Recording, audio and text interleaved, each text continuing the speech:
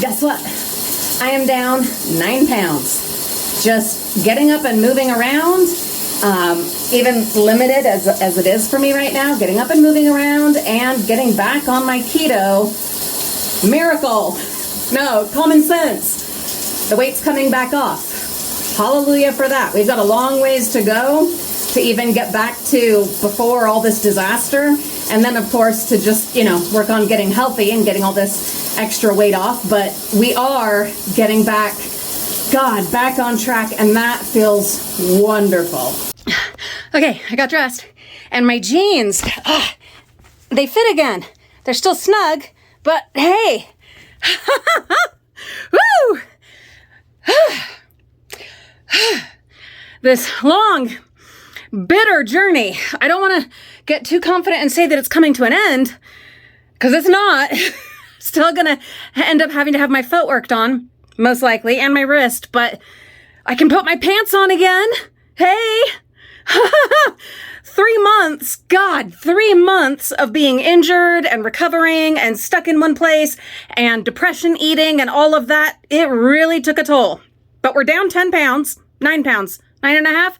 I don't know. Anyway, by tomorrow, hopefully, 10 pounds. And then we'll have another, 5?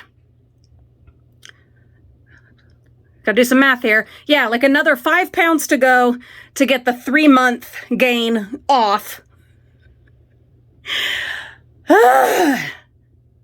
And then we just keep going from there. Seriously though, it feels so good.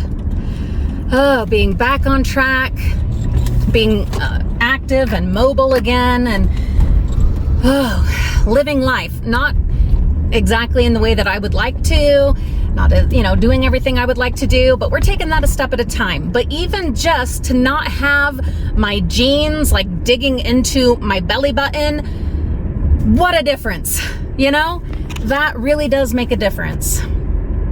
And it's wonderful. It's wonderful.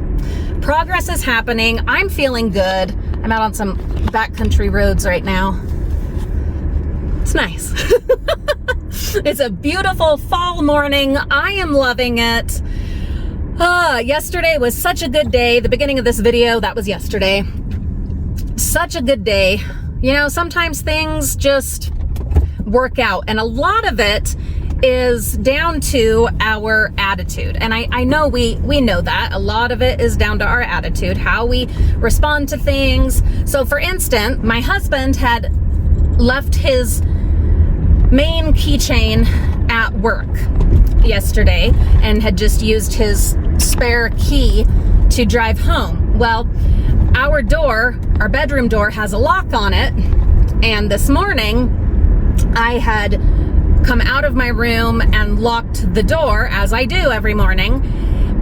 But what I didn't realize was, so my husband had borrowed my keys last night to get into our room because he was going to bed before me, and then he set them on our windowsill, thinking I would see that they were there. Well, of course I didn't. I was half awake. You know how it is getting up in the morning, and he hadn't told me that they were there on the windowsill. I had just assumed that he had taken them back upstairs and put them where they go. But that was not the case. And so my phone and my keys were locked in our bedroom, and I, wouldn't have been able to take the kids to school or to this eye doctor appointment, just anything. Wouldn't have been able to. And so, of course, first thing, I'm like freaking out, and it's like a crisis. And then he said, well, come to work with me. I'll get the keys, and, we can take Reagan to school so that he's not late, and then you can come back, and then, blah, blah, blah. And I was really annoyed and frustrated and thinking, and then I'm going to have to go pick him up after work, and, just this wah-wah kind of thing. And then it hit me. I'm like, this is not a crisis. This is truly a simple little problem, and we don't have to blow it up into this mountain of an issue. It doesn't have to be like that. And so I stopped myself, and especially because, we were both frustrated, and the kids are like, and I was like, I'm not doing this in front of the kids. And that, just saying that out loud, stopped me in my tracks and made me slow down and let it go, you know? And even though I was still annoyed, it was like, we got stuff to do. So let's just go into action mode. Let's go do what we need to do.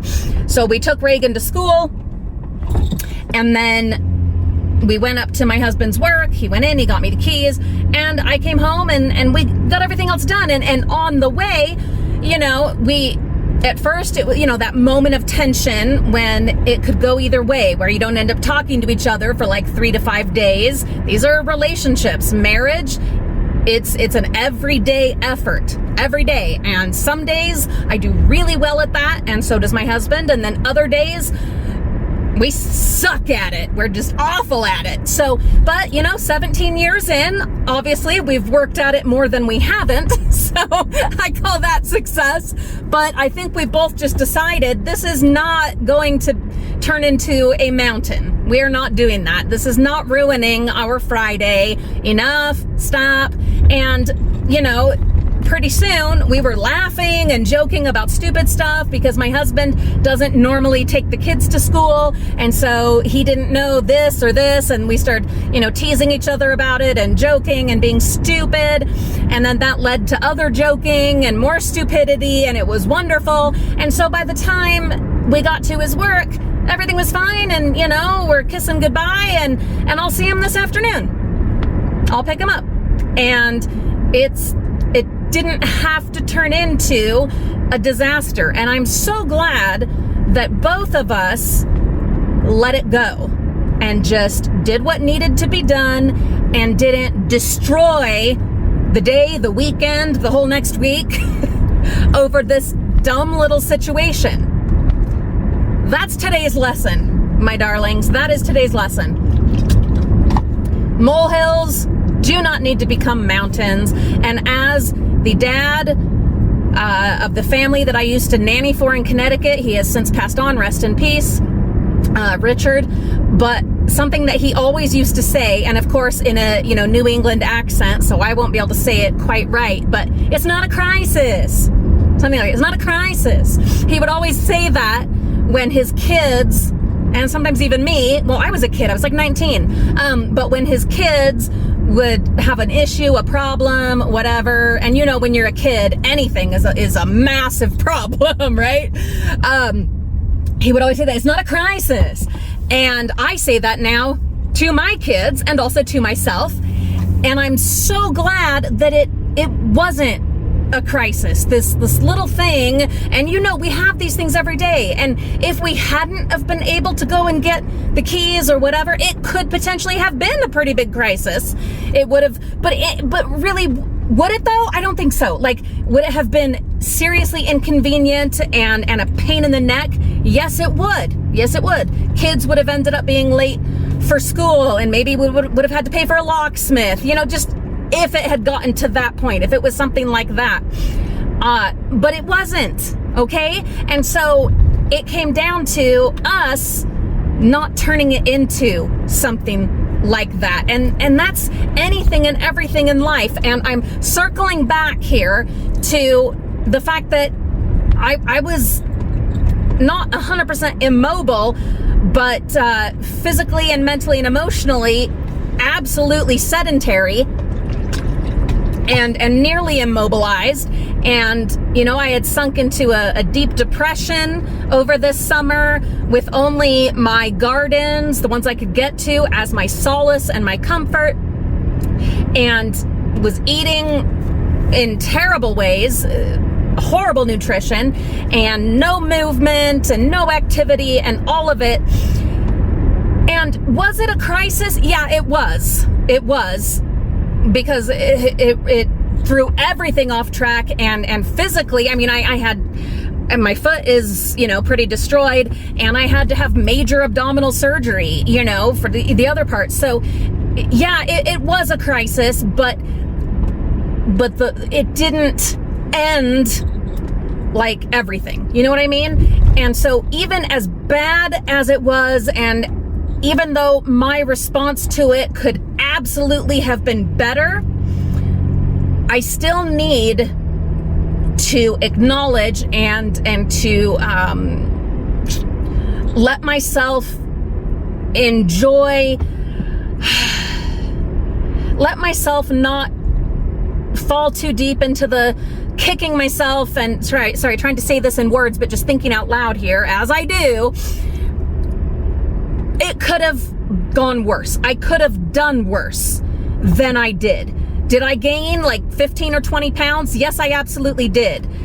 I don't know the exact number, but it's between 15 and 20 pounds over the summer, which could absolutely be a crisis, especially for someone who is a recovering bulimic, recovering from an eating disorder, a lifelong eating disorder. I've been in recovery for 2 or 3 years. I don't know, definitely 2 years, maybe not quite 3. And it absolutely could have gone a whole other path and been so much worse. But here we are, we're continuing on, and even though I was pretty immobile and my nutrition was garbage, I did still accomplish other things. Time with my children, still putting out videos and content, getting to the point that I was able to monetize this channel while still doing what I could with our other channels. I was able to make my Laughing Place garden the best it has ever been, and better than I even thought was possible. There were still things that I did, still things that I accomplished. And not only that, I have now pulled myself out of that deep depression, of, you know, that horrible nutrition setup and situation that I was in. And we are, as of today, because like I said, the beginning of today's video was yesterday, but as of today, we are down 10 pounds and my jeans fit again. And, you know, I feel better. I feel better. Was this summer absolutely a setback in many ways? Yes, it was. And yes, also acknowledging that my daughter was in a treatment facility and we were trying to, you know, keep her alive and trying to keep everybody else mentally and emotionally healthy. And, you know, my husband, his car required so much work this year, and just, you know, there's all those things. And did I respond to it all perfectly? No, I did not. Could I have done better? Yes, I could have. Could I have done worse? Absolutely. Absolutely. But would that have helped anything if I had done worse? No, it wouldn't. And even though I didn't do better, it is absolutely imperative to acknowledge that I didn't do the worst job possible, and that I am now pulling myself up and out of it, not panicking or jumping into a crash diet or disordered behaviors, taking it nice and easy back on my dirty keto, low carb, and getting as much activity as my foot will allow. You guys know that by the end of the year, it's, you know, 85% chance that we will have to have surgery on my foot. Holding off on that as long as possible because I'm finally up and able again and do not want to deal with any more recoveries right now and what, you know, that will do to my mind and stuff like that. We are moving forward and it feels good. The way that I am responding to this and that my family is responding to it and just moving forward feels really good. It feels like something I can be proud of. And I need that. I do, because it was to the point that in my brain, it was almost to a crisis when I went to put on my jeans a couple weeks ago to go to a family thing, and the button, you know, it's like a metal button, was digging into my tummy. And I was like, oh my God, the last time I wore these jeans, I could pull them up and down, zipped and buttoned. And my mind, being that I do have an eating disorder, even in recovery, you will have that disorder the rest of your life. Just like an alcoholic will be an alcoholic for the rest of their life, even if they're sober. The disease is still there. And it could have gone that way very easily. Because of course, those were my first thoughts when I put those jeans on and they were so tight and so uncomfortable. and and my shirt's getting progressively tighter and tighter and tighter.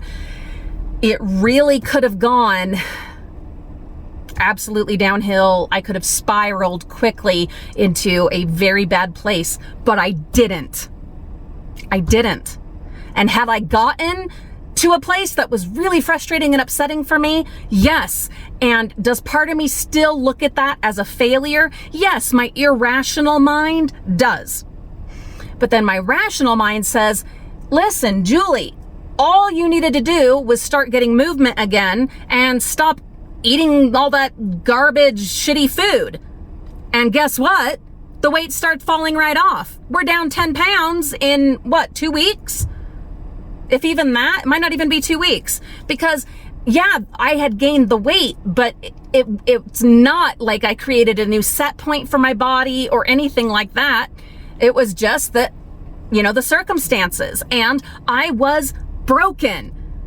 I had major abdominal surgery, okay? My foot is destroyed. I twisted it so badly that it ripped flecks of bone off, all right? That there's a good chance we're gonna have to have it reattached. We need to give ourselves grace when we don't do as well as we think we should or others think we should. And we need to acknowledge the good things we have done. Not to a point where we say, well, I at least did this, so now I don't need to do anything else. No. Find a healthy balance of giving ourselves grace and acknowledging how good we do and how good we have done without using that as a crutch or an excuse to just stop. Those are my thoughts today. That is my journal today. I am so grateful for each and every one of you who watch these videos. I know most of you come from our main channel and our family vlog channel. I appreciate you so much for supporting me here throughout all of this journey. I have some crazy fun videos that I finally feel up to making happen. One of them is I survived the Ted Bundy Canyon here in Utah. Stay tuned for that. There are that one and a million other reasons that I shouldn't be alive today. Oh my God, it's absolutely insane that I am still alive. So anyway, stay tuned for that and many other things. And please give yourself grace today and congratulate yourself on the good things that you have accomplished and for not letting it get as bad as it could. But also don't let that stop you from continuing to make those slow, healthy improvements physically, mentally, emotionally, spiritually, and in your relationships. And don't let those molehills turn into mountains. It is not worth it. Life is short. It could end tomorrow. And you don't want to end with bad words or bad blood or bad feelings between you and the people that you love the most. All right, I got to go get ready for a live stream. I love you guys. I appreciate you. Have a beautiful day.